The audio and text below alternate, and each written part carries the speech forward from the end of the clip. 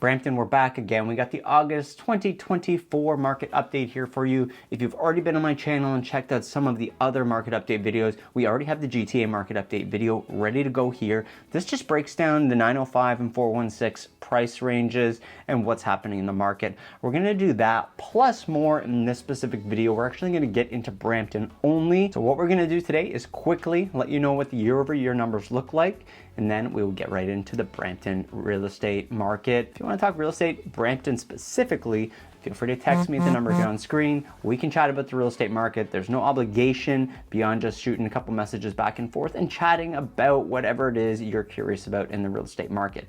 If you're more serious than just having a quick discussion, you can always book an appointment in the description box down below. I have my calendar link. We can set something up and chat together. So when we're looking at year-over-year numbers, we are seeing a 5% decrease in sales from August of this year to August of last year. We're seeing pretty flat number of listings year over year. We're about 1% increase on the listing side of things, on the new listings rather, but the active listings, we're seeing a 46% increase. We now have 22,000 active listings compared to last year, same time, 15,000 active listings. And if we could wind back time, we'd love to do it. Last year, this time, things were not moving particularly well either. Fast forward now, a year later, things are still pretty stagnant, especially in the condo market, but prices haven't dropped off that much. If we're looking at the average price, we are only about $8,000 difference in the average price year over year. So we're at $1,074,000 average price. Last year, we were at $1,082,000. So it's not that far off when we're talking about the grand scheme of things. Average days on market, it has gone up. Sellers, you have to be prepared. Putting your home on the market, it's going to be sitting there for a little bit longer, depending on where it is, what the features are. There's a lot of specifics that we need to discuss before we can kind of predict or tell you how long to expect your home to be on market. But last year, same time, the average home was about 20 days. This year, we're looking at about 28 days on market on average. This takes into account everything: condos, detached, semi, all the different categories. So keep that in mind. If you're selling something specific, we can give you a better idea on what your specific area looks like for days on market. Next thing we're going to do is I'm going to pull up the Brampton numbers here. We'll go over those specific categories so you can get a little bit more in-depth numbers and analysis. Depending on what type of home you own, you might want something more specific. So we're going to start it off with the detached side of things. So in Brampton, there's 210 detached sales. The average sale price for those guys was $1,137,000.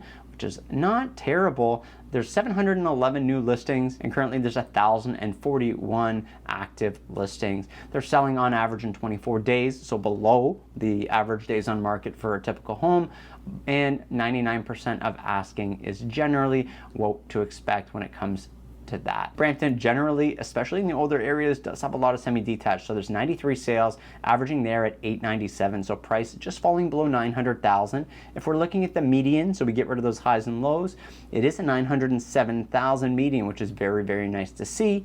They're selling in about 20 days as well, and at 99% of asking still. Now, if we're looking for something a little bit more affordable, like a townhouse, a freehold townhouse rather, there were 60 transactions in Brampton, giving us the average of $869,000, or the median, very, very similarly at $870,000.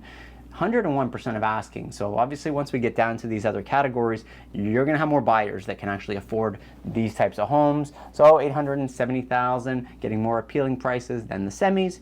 We're looking at 101% of asking, and 20 days on market is typically what we are seeing here. Let's get into the condo product here. Condo product always is a little bit more interesting. There was 29 condo townhouse sales in Brampton, averaging there $653,000 with a median at $650,000. Very, very close once again. Same trend, 101% of asking. Keep that in mind. Selling one of these condo type properties, your buyer pool does open up. So sometimes this works. It works one of two ways. Either the listing agents are doing the bidding war situation, and it's obviously going over the list price because they've kind of butchered the list price to begin with, or there's a lot more competition in that market, so you get more buyers who are, competing for that nice house that they want, and they're trying to get into the market, for example. It's still taking about 30 days to sell a home that is a condo townhouse though. And finally, let's finish off here with the condos. Condos are not looking good anywhere, but let's see what Brampton looks like right now. 16 sales last month, and we were averaging 541, median at 542. We're noticing the median is very close to the average right now. Sometimes it's not. In this case, it is 97% of asking. So we're slipping to the lowest point out of all these categories based on the asking price. And here we go, 37 days on market. So definitely a lot longer to expect your home to be on the market if you are a Brampton resident selling a condo. Just buckle up. It's not going to be an overnight sale.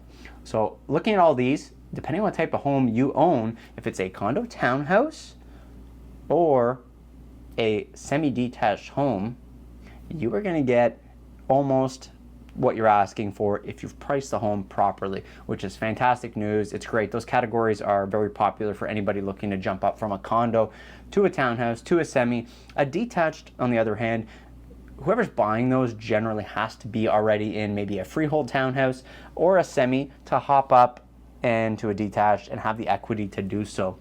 We're rarely seeing right now somebody able to actually afford a detached home as their first property.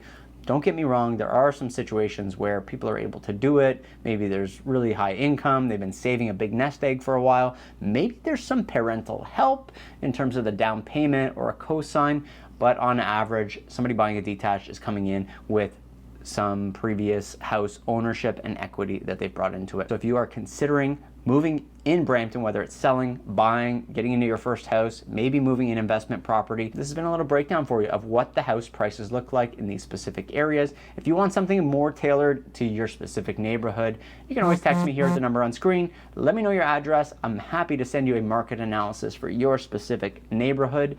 If not, I will see you in the next video when we go over the September 2024 market update. Once again, I do expect another decrease from the Bank of Canada. And if you're looking for a home in Brampton, we have a beautiful new listing that has just hit the market at 31 Nickel Crescent. You can also check out that video here. It is a beautiful 3-bedroom, 3-bathroom home with an in-ground salt pool. Thanks so much for watching this video. I'll see you in the next one. Bye for now.